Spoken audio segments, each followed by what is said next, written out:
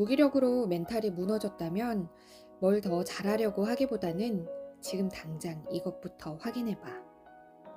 내 주위에 어떤 사람들이 있고 그 사람들이 나에게 어떤 영향을 주고 있는지 말이야.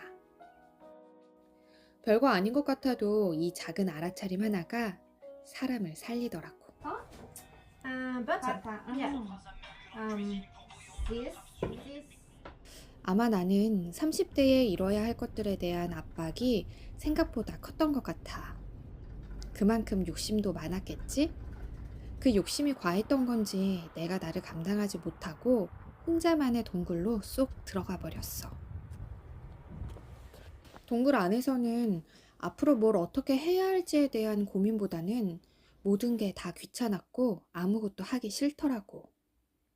그래서인지 안전하고 편하다기보다는 불안하고 초조했고 이런 내 삶이 맞는 건지에 대한 의심 때문에 마음이 늘 불편했어. 물론 이런 내 모습이 마음에 들지도 않았지. 그래서 억지로라도 동굴에서 나오려고 했고 일본 시골 마을까지 오게 된 거야. 이곳은 내가 인스타에서 직접 찾아서 가고 싶다고 DM을 보냈고 호스트가 허락해서 오게 됐어. 저번에 말했듯이 걸어서 3분 거리에 서핑으로 아주 유명한 바다가 있거든. 봐봐. 어때? 너무 예쁘지? 거의 매일 아롱이랑 산책을 하는데 아롱이랑 나오면 고양이들도 함께 따라 나와. 완전 평온 그 자체야. 들쭉날쭉했던 내 마음이 이렇게 잠잠해지는 걸 보면 역시 인간은 주위의 환경과 사람의 영향을 받을 수밖에 없다는 생각을 했어. 오늘 하고 싶은 이야기도 사실 그게 핵심이야. 내가 이곳에 와서 가장 많이 들었던 대화가 있는데 여기 호스트 아들인 요시쿠 군이 누군가 말만 하면 데키나이, 데키나이요? 무리, 무리 이러면서 항상 자신이 무슨 일을 할 수 없다고 말하더라고. 데키나이가 일어로 가능하지 않다라는 뜻이거든. 그럴 때마다 부모님은 무심한 듯 그냥 데키루 이러면서 언제나 요시쿠 군을 지켜보고 기다려주시더라고.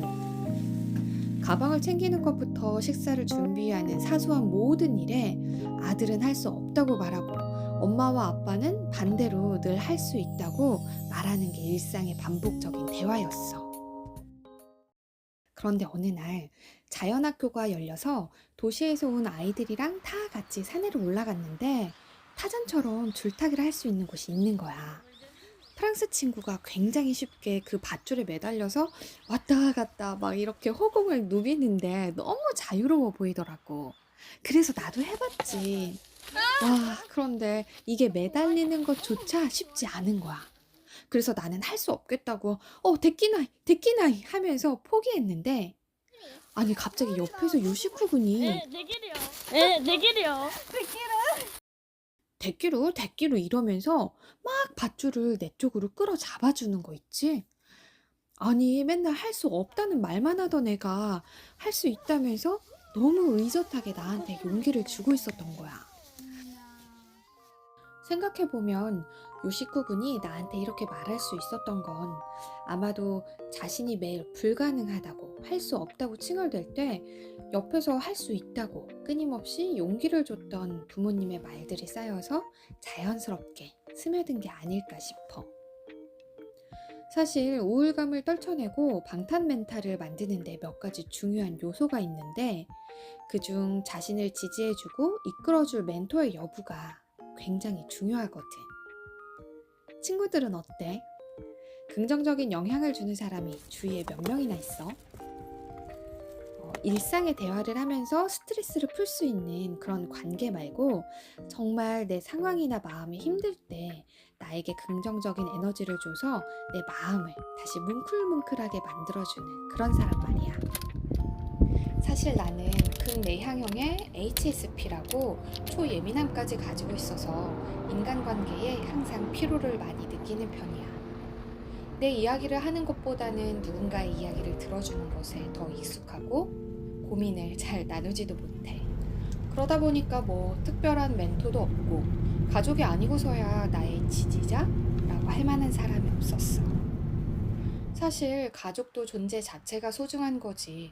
성인이 되고 다 각자의 삶을 살다 보면 따뜻한 위로나 격려의 말은 좀처럼 듣기 어렵더라고. 또 내 성격상 누군가에게 기대는 건 더 불가능했고. 사실 본인 자체가 굉장히 낙관적이고 긍정적인 자아상을 가지고 있다면 우울하거나 힘든 상황에서도 회복력이 굉장히 빠를 수 있어. 그런데 말이야, 인간은 결국 사회적인 동물이잖아. 혼자만으로는 버티기 어려운 순간이 오더라고. 나도 꽤 긍정적인 마인드를 가지고 있다고 자부했는데 이렇게 번아웃을 겪어보니까 그 긍정이 무너지면서 어느 순간 나라는 사람을 잃게 되는 것 같아. 그래서 이런 시기에는 누군가와의 감정 교류를 통해서 좋은 자극을 받고 또 용기를 얻는 게 굉장히 중요하다는 것을 깨닫게 된 거야.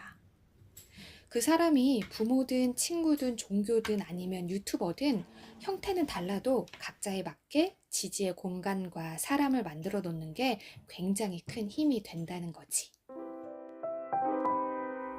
아마 큰 시련 없이 무난한 일상을 살고 있었다면 유리 멘탈이건 방탄 멘탈이건 뭐 그리 대수롭나 싶어서 마음을 돌본다는 개념이 이해 안 갔을 거야. 생각해봐. 아니, 가만히 앉아서 호흡에 집중하라니. 너무 재미없잖아.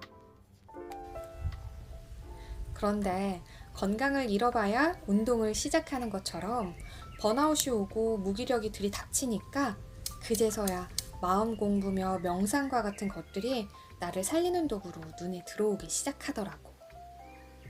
그렇게 나도 나에게 집중하는 시간이 시작된 것 같아.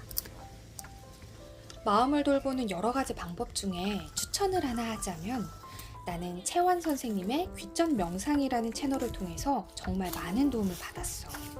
긍정적인 말과 일상의 감사 등을 꾸준히 들으면서 불안한 내 마음이 조금씩 달라지기 시작하더라고. 요시쿠 군이 항상 부모님의 응원을 듣고 자라면서 의식하지 않아도 자연스럽게 누군가에게 용기를 건네는 태도로 바뀐 것처럼 나도 내 무의식의 세계를 긍정적이고 건강하게 만들려고 노력했던 것 같아. 우리가 확언일지나 감사일기를 쓰면서 그 말을 믿고 사실처럼 받아들이면 결국 선택과 행동으로 연결되는 것과 같은 이치인 거지. 물론 자신을 믿고 해낼 수 있다는 용기를 스스로에게 매일 건넬 수 있다면 가장 좋겠지만 우울할 땐 그럴 마음의 여유도 에너지도 없잖아. 그렇기 때문에 지금 내 옆에 어떤 사람이 함께 하는지 점검해보고 정서적으로 믿고 기댈 수 있는 관계를 만들어 보라는 이야기를 꼭 하고 싶었던 거야. 그리고 나도 그중 한 사람으로서 늘 응원하고 싶어. 응원할게. 사실 내가 유튜브를 시작한 이유도 나와 같은 누군가에게 아주 작은 힘이 될 수 있다면 좋겠다는 마음이 있었거든. 내가 그런 도움을 받았기 때문에 더 그랬던 것 같아. 힘든 순간은 언젠가는 꼭 지나가더라. 우리 하루하루씩만 잘 보내보자. 그리고 내일은 이곳에 손님이 오신대. 차를 좋아하는 친구라는데 나도 차 좋아하는 거 알고 있지? 내가 귀가 또 쏠깃해졌잖아?